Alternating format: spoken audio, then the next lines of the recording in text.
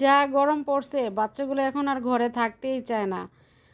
বাইরে বাইরে থাকে আর ধুলা বালি দিয়ে পুরো শরীরটাকে এত ময়লা করছে। এখন তো ওরা আমার বিছানায় উঠবে, তো এত নোংরা শরীর নিয়ে তো আর বিছানায় জায়গা দেওয়া সম্ভব না। আর ঘরেও বালু দিয়ে ভরে ফেলে, এজন্য আমি ওরে বাহিরের কলে বা গোসলখানায় নিয়ে আসছি গোসল করানোর জন্য। আর আমাদের বাহিরের ট্যাঙ্কির পানি কিছুটা গরম, এই জন্য আমি বাহিরের গোসলখানায় ঢুকেছি ওকে গোসল করানোর জন্য। আর ও কিছুতে গোসল করতে চাচ্ছে না, মানে খামচা করতেছে, শান্ত হচ্ছেই না। আর মূলত ওর মার মতো হয়েছে ও। ওর মা আছে কি, যখন গোসল করাইতাম ওর মা এরকম ধাপড়া ধাপড়ি করতো, গোসল করতে চাইতো না কিছুতেই। কিন্তু আমার তনু বিড়ালটা খুব শান্ত, ওরে গোসল করাইলে এত শান্ত হয়ে দাঁড়ায় থাকে। হ্যাঁ, অন্য একটি ভিডিও আমি তনুর গোসল করানো আপনাদেরকে দেখাবো।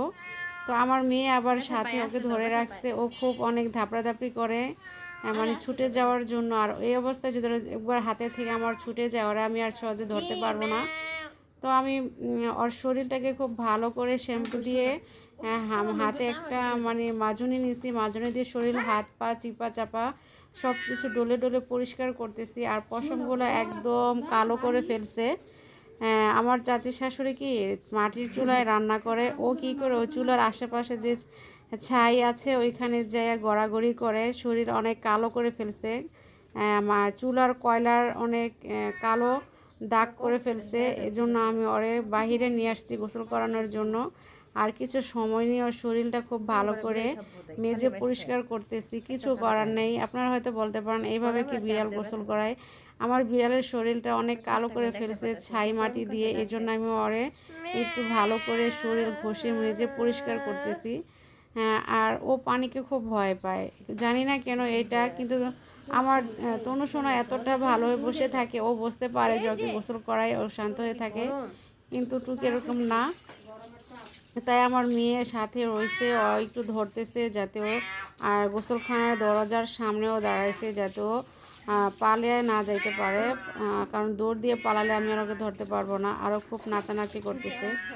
গোসল করানোর পরে দেখা যায় ওর শরীরটা এত পরিষ্কার হয়েছে যা বলে বোঝানোর মতো না। কিন্তু পশু প্রাণী তো, ওরা কি আর শরীরের সৌন্দর্য বোঝে? ওরে গোসল করায় আমি যতক্ষণ আমার ঘরে রাখবো আটকে ততক্ষণ পরিষ্কার থাকে। আর বাহিরে গেলে আবার দেখা যায় কি শরীরে বালি দিয়ে ভরে ফেলে, বোবা প্রাণী। তারপর আর আমি যতটুকু পারি যত্নে রাখি। আর প্রচণ্ড গরম আজকে, এই জন্য আমি গোসলটা একটু ভালো করে আগ্রহের সাথে করাইছি, যেহেতু শরীরে ধুলাবালি আছে। আমার বাহিরে প্রচণ্ড তাপ, গোসল করানোর পরে কিন্তু ওদের শরীরটা খুব আরাম অনুভব করে। তো আমি মাথায় পানি দিইনি। আর আপনারা বিড়াল যখন গোসল করাবেন তখন খুব সাবধানে শরীরে পানি ঢালবেন, কিন্তু মাথার উপরে পানি ঢেলে গোসল করাবেন না। মাথার উপর পানিটা আস্তে আস্তে আপনার হাত দিয়ে সুন্দর করে অল্প অল্প পানি নিয়ে মাথাটা ভিজাবেন। আর দেখেন আমার টুকি বাইরে থেকে মারামারি করে যে মাথার উপরে যে চান্দির এই পশমগুলো নাই, আর শরীর অনেক কাটা ছিঁড়া দাগ পড়ে গেছে।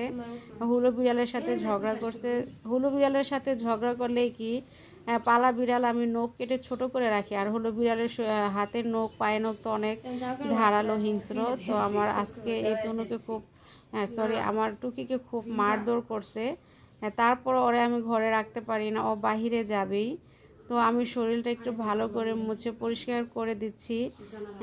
এখানে আমি ওর শরীরটাকে জারণ দিয়ে বা তোয়ালে দিয়ে চেপে চেপে পানিটা আগে কমিয়ে নিতেছে। আর এই দেখেন হলো বিড়ালে আমার বাচ্চাটাকে একটা খামচি দিয়ে কী করছে, আরও দুই একটা জায়গায় এরকম খামচি দিছে, একদম মাংস টাংস তুলে ফেলছে।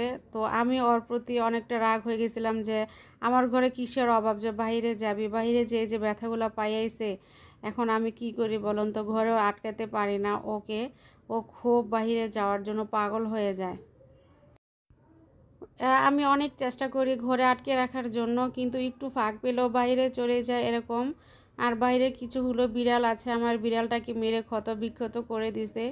হ্যাঁ, আমার এত যত্নের জিনিসগুলোকে যদি বাইরের বিড়ালে এভাবে মারধর করে আমার কেমনটা লাগে, আমার খুব খারাপ লাগে। তো আমি গোসল করানোর পরে ভালো করে শরীর মুছে রোদ্রে বসাই দিয়েছিলাম জানালার পাশে। তো শরীর শুকানোর পরে এখন আমি আবার ওরে সামনে ধরে রেখেছি যে যেখানে যেখানে ও ব্যথা পাইছে এগুলো সব নখের আঁচড়। বিড়ালের নখ খুব হিংস্র হয়, বাহিরের বিড়ালের নখ তো আর কাটা হয় না। তো আমি এগুলা খেয়াল করে দেখে দেখে বায়োডিন মলম লাগিয়ে দিচ্ছি কাটা স্থানে। কী রকম দেখেন একটা অবস্থা হয়ে গেছে, আর পুরো শরীর ব্যথায় ভরে গেছে। এভাবে যদি মারধর খেয়ে আসে তাহলে কি করতে পারি ওকে? ওরে তো আমি একদমই রাখতে পারি না ঘরের ভিতরে, খুব পেরেশানিতে আছি ওরে নিয়ে। ও কি আমার বলি একদমই হ্যাঁ মানতেছে না। আর তনু কিন্তু বাইরে যায়, একটু খেলাধুলা করে ঘাস খায়, তারপর ঘরে চলে আসে।